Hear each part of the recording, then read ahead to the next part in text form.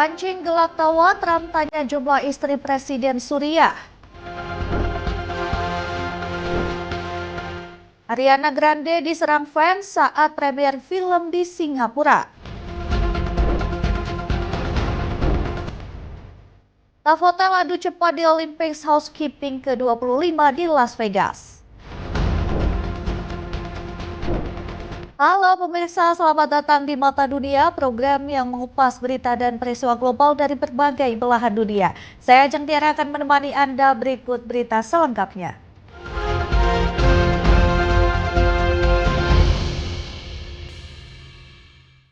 Kita awali dengan informasi yang pertama, pemirsa. Sosok Presiden Amerika Serikat Donald Trump terkenal tegas, ternyata bisa bercanda. Seperti saat Trump bertemu Presiden Suriah Ahmed Al-Shara di Gedung Putih, Washington DC. Dalam pertemuan tersebut, Trump berucap sesuatu yang memancing gelak tawa karena bertanya berapa jumlah istri Al-Shara. Sebuah percakapan ringan viral terjadi saat pertemuan antara Presiden Suriah Ahmed Al-Shara dan Presiden Amerika Serikat Donald Trump di Gedung Putih, Washington DC pada 10 November 2025. Dalam pertemuan, Trump memberikan hadiah parfum untuk Al-Shara dan delegasi. Sambil menyemprotkan ke tubuh mereka, Trump mengatakan wangi parfum tersebut adalah wewangian terbaik. Selanjutnya, Trump memberikan parfum kepada istri Al-Shara, sembari berucap sesuatu yang memancing gelak tawa. Trump bertanya, berapa istrimu kepada Al-Shara? Okay, so what we'll do is just take that, Joe, put it in, and then the other one is for your wife. How many wives? One. You guys never know, right? You never know.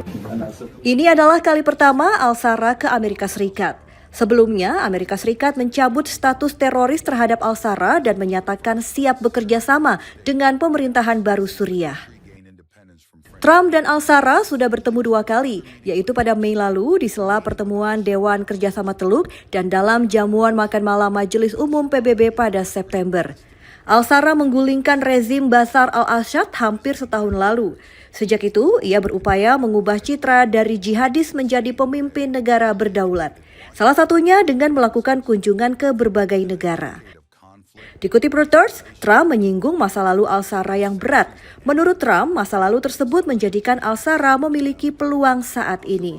NBC News melaporkan Al-Shara sepakat bergabung dengan koalisi pimpinan Amerika Serikat menumpas kelompok militan ISIS di Timur Tengah.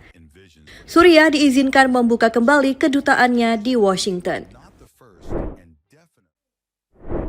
Informasi selanjutnya, Ariana Grande diserang seorang penggemar saat premier film Week for Good di Singapura. Saat itu penyanyi berusia 32 tahun sedang meladeni tanda tangan penggemar ketika seorang pria mendekati lalu merangkulnya. Insiden ini sempat mengganggu acara premier film. Ariana, what are you doing here? Selebritis global Ariana Grande mengalami insiden tidak menyenangkan saat menghadiri pemutaran perdana film terbarunya Wicked for Good di Singapura pada Kamis malam 13 November 2025. Kala itu, penyanyi berusia 32 tahun sedang meladeni tanda tangan penggemar ketika seorang pria memanjat pagar blokade dan berlari ke arah Grande.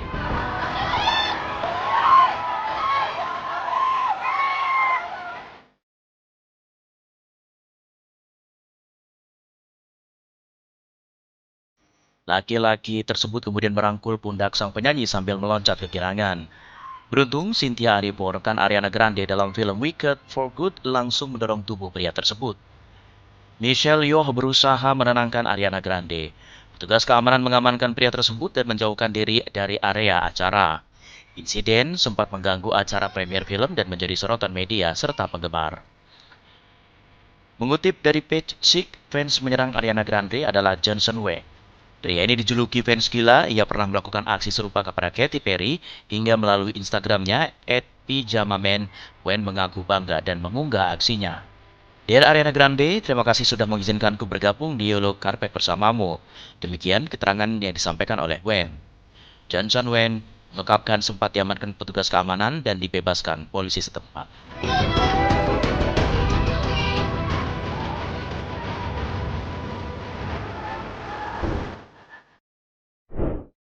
Pemirsa, kecelakaan maut terjadi di daerah pegunungan Arequipa, Peru. Sebuah bus menabrak kendaraan lain kemudian terjun ke jurang sedalam lebih dari 200 meter. Insiden ini menewaskan sedikitnya 37 korban dan puluhan orang terluka.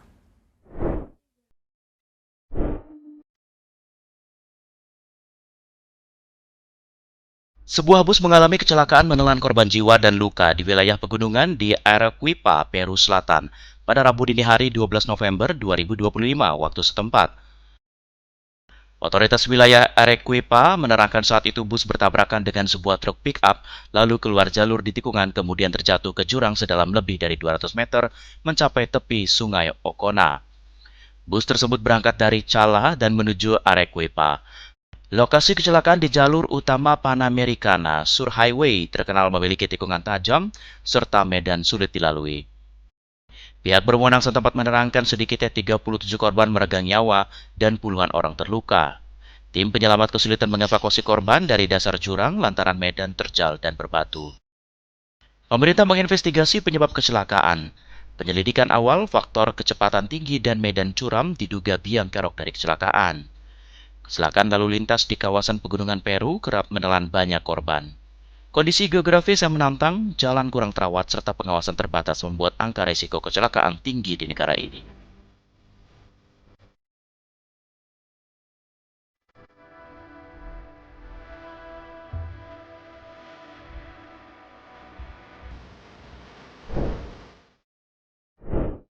Ya pemirsa, Xie Zijiang warga Cina membangun jaringan judi online ilegal dan penipuan cyber atau online scam di Myanmar. Diekstradisi ke Cina setelah buron selama lebih dari 10 tahun.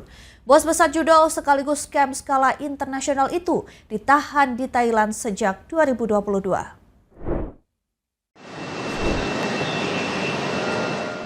Xie Zijiang, warga negara Cina berusia 43 tahun ditangkap di Bangkok pada tahun 2022 atas permintaan pemerintah China melalui Interpol.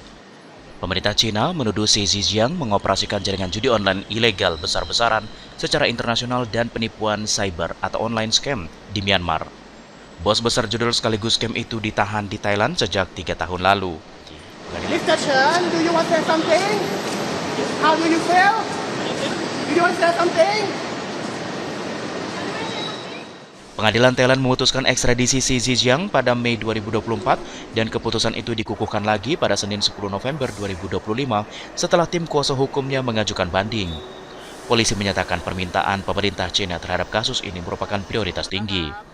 Xie Zijiang diekstradisi ke China setelah buron selama lebih dari 10 tahun. Ia diberangkatkan dari Thailand pada Rabu 12 November 2025 melalui Bandara Suvarnabhumi, Bangkok.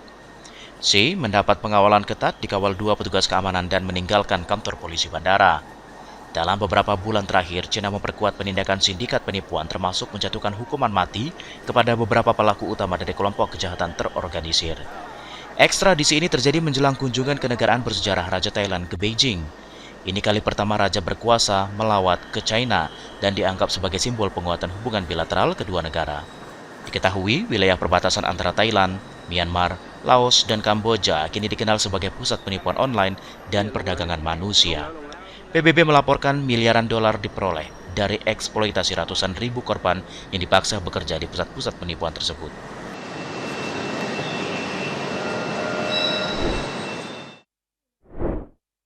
Pemirsa, jangan kemana-mana, kami akan kembali usai jeda dengan informasi menarik lainnya. Tetap saksikan Mata Dunia.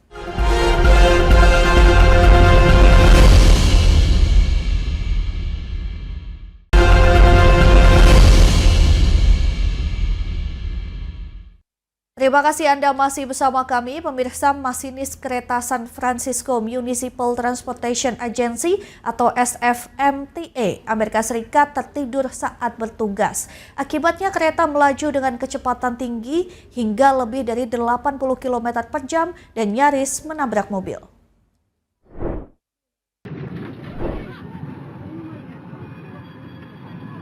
Masinis kereta San Francisco Municipal Transportation Agency atau SFMTA Amerika Serikat tak kuasa menahan kantuk saat bertugas. Ia tertidur. Insiden ini terjadi di terowongan Sunset dekat Taman Dubois, pada 4 September 2025. Di video beredar di media sosial terlihat kereta 2 gerbong penuh penumpang tampak berbelok tajam dan keluar dari tikungan dengan akselerasi mendadak. Adegan berbahaya ini mengakibatkan penumpang terhempas ke samping, sebagian jatuh ke lantai. Guncangan keras membangunkan masinis, kemudian buru-buru mengendalikan kereta dan menghentikannya.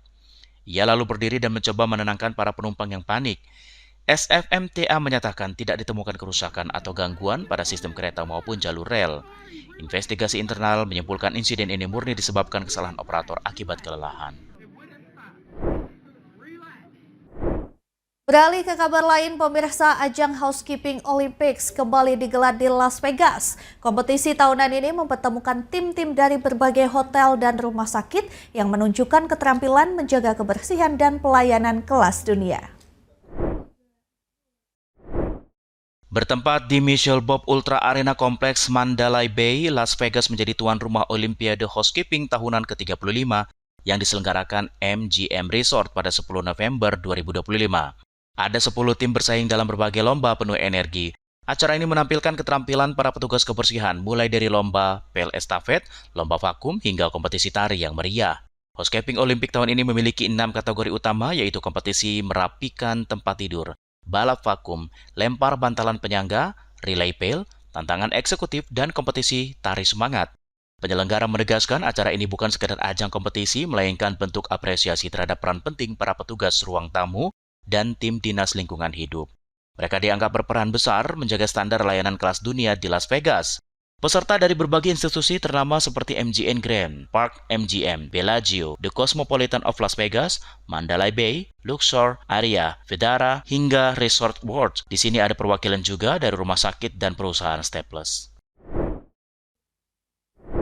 Ya pemirsa, ada lomba menarik yang diselenggarakan di Brazil, World Stool Championship namanya. Di sini penentuan pemenang berdasarkan berat pup atau BAB atau buang air besar. Semakin berat, itulah juaranya. World Stool Championship merupakan cabang olahraga pup atau BAB, buang air besar tingkat dunia yang diadakan di Brazil sejak tahun 2023. Olahraga ini diikuti peserta berbagai negara. Menariknya, untuk menentukan pemenang dengan cara menimbang berat pup yang dikeluarkan dalam waktu yang sudah ditentukan. Perlombaan ini dinilai menarik dan menghibur. Video pendek menampilkan suasana pertandingan beredar luas di media sosial dan viral. Dalam video menampilkan sejumlah peserta sedang bertanding dengan ekspresi wajah sangat serius dan menuai reaksi warganet. Ada yang mengira lomba ini benar-benar ada, namun ada juga yang menduga lomba tersebut hanya parodi, terlalu absurd disebut sebagai ajang olahraga internasional. Pihak penyelenggara menerangkan tujuan perlombaan untuk menyadarkan masyarakat mengenai pentingnya kesehatan pencernaan, sosialisasi dengan cara berbeda dan menghibur. Ya pemirsa, Isaac Johnson, pemuda asal Minnesota, Amerika Serikat, menarik perhatian dunia usai tercatat 3 kali masuk Guinness World Record sebagai pemilik mulut terlebar di dunia. Ia membuka mulutnya lebih dari 10 cm. Hi, I'm Isaac Johnson and I have the Guinness World Records title for the world's largest. Isaac Johnson, remaja asal Minnesota, Amerika Serikat, mampu membuka mulutnya dengan bukaan vertikal lebih dari 10 cm atau melebihi diameter sebuah bola bisbol.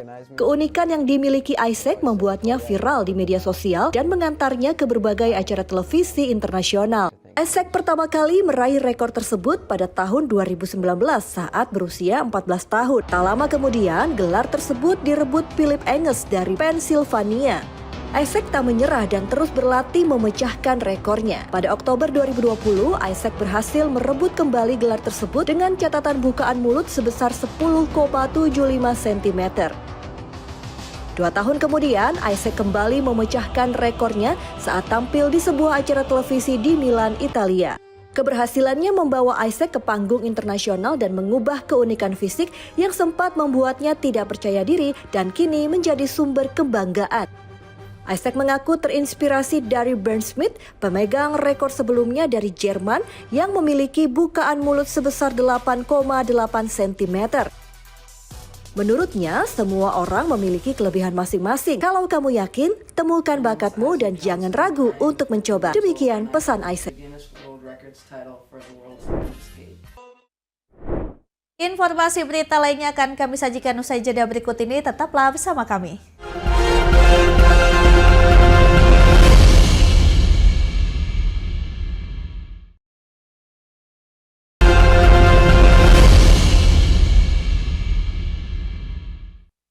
Anda kembali menyaksikan Mata Dunia. Pemirsa, ada informasi dari Jepang. Kalau di Tokyo punya Shibuya, di Osaka ada Dotonbori. Di sini tidak pernah sepi pengunjung, selalu ramai selama 24 jam dan penuh cemilan enak. Tempat ini menjadi pusat perbelanjaan dan favorit para turis global. Di sini juga ada hiburan malam. Selamat datang di Dotonbori. Ibaratnya, Dotonbori sebagai Shibuyanya Osaka. Tempat ini menjadi pusat perbelanjaan yang selalu ramai dan favorit para turis dari berbagai belahan dunia. Di Dotonbori, papan iklan sudah ada sejak 1935. Artinya, nyaris 1 abad yang lalu. Di sini menjadi spot foto ikonik bagi pengunjung selama berjalan di sekitar kawasan. Turis bisa menemukan berbagai toko dan mall modern. Dotonbori juga terkenal dengan makanan khas Osaka, dari takoyaki hingga okonomiyaki. Di malam hari, kawasan ini bersinar dengan lampu dan hiburan malam yang meriah.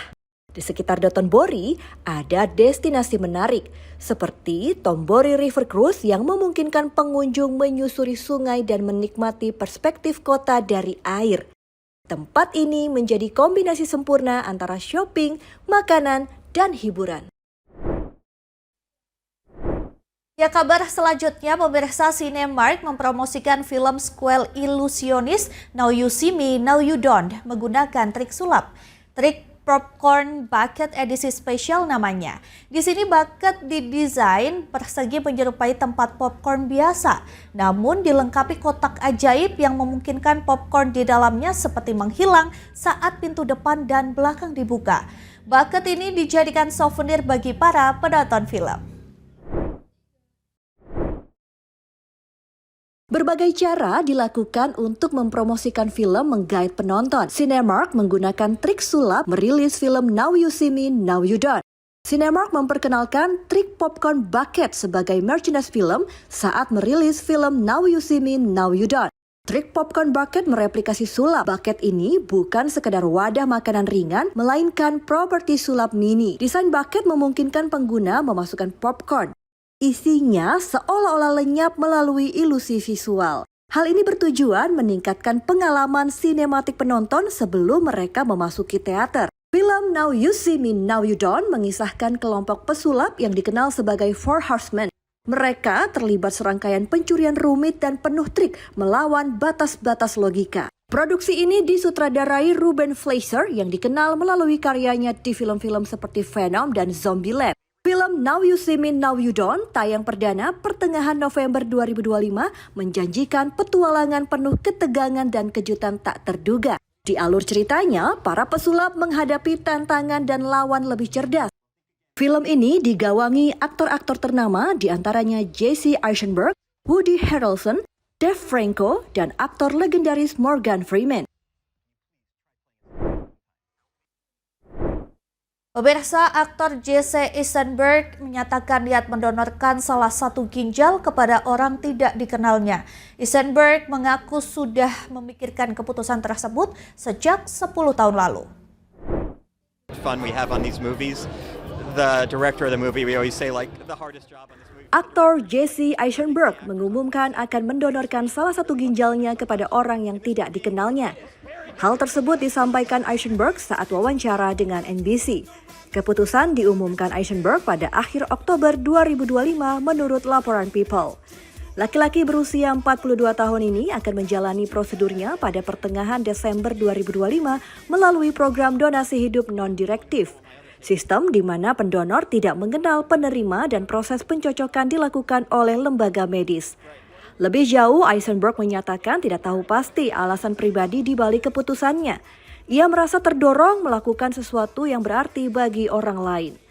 Keinginan Eisenberg menjadi pendonor sudah dipikirkan sejak 10 tahun lalu dan baru kali ini benar-benar diwujudkan.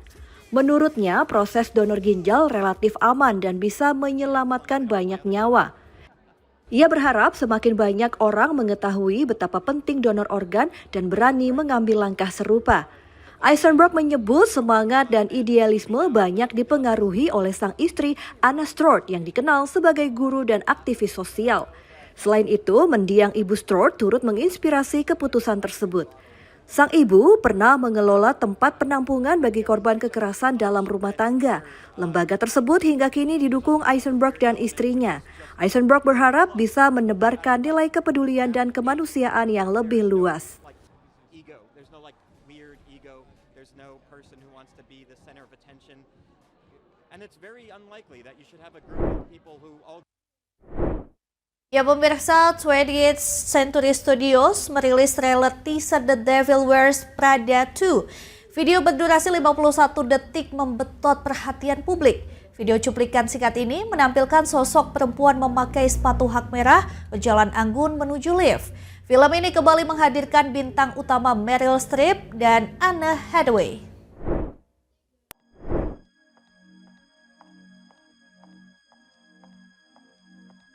'20th Century Studios merilis trailer teaser The Devil Wears Prada 2 pada Kamis 13 November 2025. Video berdurasi 51 detik ini menampilkan sosok perempuan memakai sepatu hak merah berjalan anggun menuju lift. Saat pintu lift terbuka, kamera menyorot wajah tajam dan berwibawa Miranda Priestly, karakter ikonik yang kembali diperankan Meryl Streep. Tepat sebelum pintu lift tertutup, muncul sosok wanita lain yang tak kalah mencuri perhatian, Andy Sachs, yang diperankan oleh Anne Hathaway. Cuplikan singkat mencuri perhatian penggemar. Butuh waktu 20 tahun usai film pertama tahun 2006 The Devil Wears Prada kembali dengan sequel yang dijadwalkan rilis di bioskop pada 1 Mei 2026. Sequel ini akan menyoroti perjuangan Miranda menghadapi dunia mode di era digital ketika kejayaan media cetak mulai memudar, berpotensi memunculkan persaingan sengit antara Miranda dan mantan asistennya Emily Charlton, Emily Blunt, yang kini menjadi eksekutif kuat di perusahaan fashion mewah. Film ini akan membawa kembali suasana dunia mode New York glamour, dingin dan penuh intrik dengan karakter-karakter legendaris seperti Miranda, Andy, Emily, dan Nigel yang kembali tampil di layar lebar. Kombinasi wajah lama dengan deretan pemain baru, The Devil Wears Prada 2 diprediksi sebagai film paling ditunggu tahun 2026.